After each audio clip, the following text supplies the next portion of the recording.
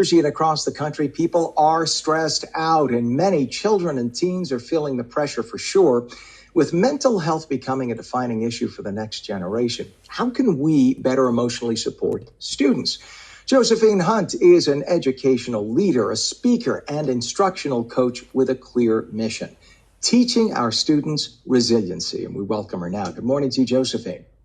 Good morning, Kevin. Good morning, Kevin. Good to have you on. And tell us what inspired teaching our students resiliency, and why is it so important right now? So we're seeing high anxiety among children under the age of 6. We thought at one point. You know what I'm going to do? I'm going to pause you. I'm going to pause you for a second. You know what you got to do? Lower the volume on the side. We had technical issues leading up to this. So if you lower the volume by half on your phone, you won't hear the echo back.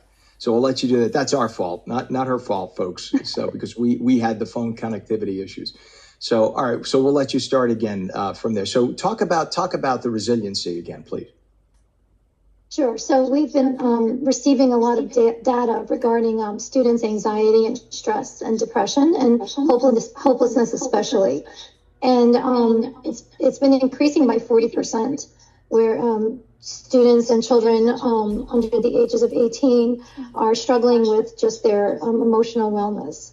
And we thought it was really related to COVID, but as we look further back, it really started back in 2010 and 2012 when the phones came out because of the screen time and social media. And psychologists and sociologists are recognizing that now it's becoming even more of a parenting concern, because with the data that's showing up, it's parents are having a challenging time on how to help their children, work through these challenges. And so parenting trends are showing up about children having less resiliency during difficult times. And we're seeing that resiliency is something that we're not born with. It's something that we need to work on like a muscle. So if you're at a gym and you're working with a weight that's 5 pounds and you're working with it for about 10, 12 days and you get comfortable with it, your growth is going to plateau. And the same goes with resiliency. We have to increase the discomfort in order to have growth and evolving for our children to work through the challenges of social behaviors and so forth. It's interesting. So you have to go through that little stress level, if you will, to de-stress, but you have to get over that hump. So talk about how schools are adapting to meet the emotional needs of their students. So we're working through those kinds of like conflict resolutions and MTSS and SEL programs in order to best meet the needs of our students. We're considering screen time and social media. We're also recognizing that students are calling behaviors and actions as, bullying, when some of it is just really regular milestones in student behavior. And so we have to really just consider all of those components. Yeah. And you know what, by the way, while I ask you the next question, tap down that volume just a little more. We're almost there. It's the echo because of the volume of your phone coming out. Usually we tell people to wear the earpiece so that doesn't happen, but it's common. It's happened. We do this every day. What are you hoping to convey to audiences when you speak? And what has the response been? Have people gotten the concept and embraced this? What we really want for teachers, educators and parents is to allow their children or students to really go through the natural and logical consequences of life and their behaviors and their actions in a safe manner, of course, not, where it's unsafe, but let them deal with and work through the discomforts of not completing their homework on time or being late for something. Let them have the natural and logical consequences. Parents are over-parenting in their real lives versus the virtual world. And so it's really important that parents oversee their screen time. It's more important to get involved that way as a parent rather than, bringing in their homework if it's late or doing it for them. So it's really like a shift of mind, a mind shift of how we handle parenting and education. That's fascinating, because so we're not saying that screen time is always bad. No, there's a way to discuss it and have screen time where it's helpful, and there's a time when you can enjoy your screen time. without overdoing it. So that's kind of a nice compromise where the parent and the child can work together. What are the age groups that you would say are most at risk right now?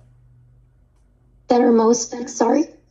What age groups are most at risk? Is it the younger folks, like under 12? Is it over 15? I mean, is there a specific age group that is most at risk for the stress? Across the globe, they're seeing that ages 10 to 14 are having higher suicide thoughts and also implementing it as well. So it's a really big epidemic. The brain is pruning out like executive functioning and emotional regulation because it's giving more screen time building. So whatever we spend a lot of time on with our brain is where our brain is going to develop more neurons and learning and handling.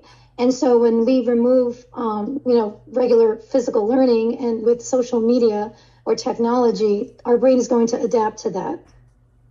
That's fascinating. And as a friend of mine who's a therapist had told me, he said, when you have somebody of that age range, they don't have the grasp of history that we have as adults. So when they see something that stresses them out, everything is an existential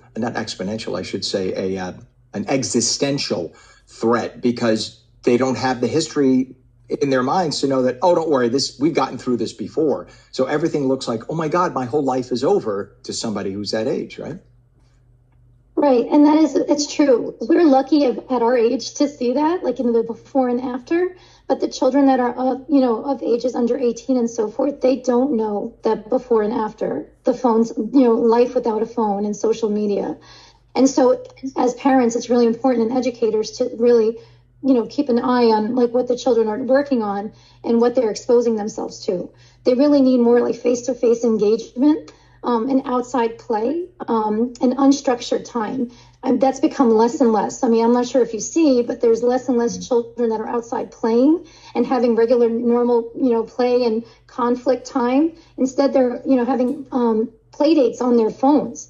Like they'll actually have a gaming, settings where they're at their own house in isolation, and it's, dark and sad. And they are socially involved, but it's in that over the screen manner, and that physical dynamic is being lost. Josephine, what's a website for people to get more information about you guys, about you? You can reach me at josephinevalaric-hunt@gmail.com, and I can give you any information you want, especially all the experts I've been working with. I've been very lucky to have some really fascinating psychologists and psychoanalysts who really just brought a lot out. And Jonathan Haidt is an excellent resource. He wrote The Anxious Generation, and he was the one it was his work, as well as Tom Kirsting's work, Distracted and Disconnected, that really spawned my work in this. And I just wanted to bring that information and support to educators and parents to best support our children's needs. Teaching our students resiliency. Josephine Hunt, thanks for coming on this morning. We appreciate you. Thank you for having me. You bet. And here in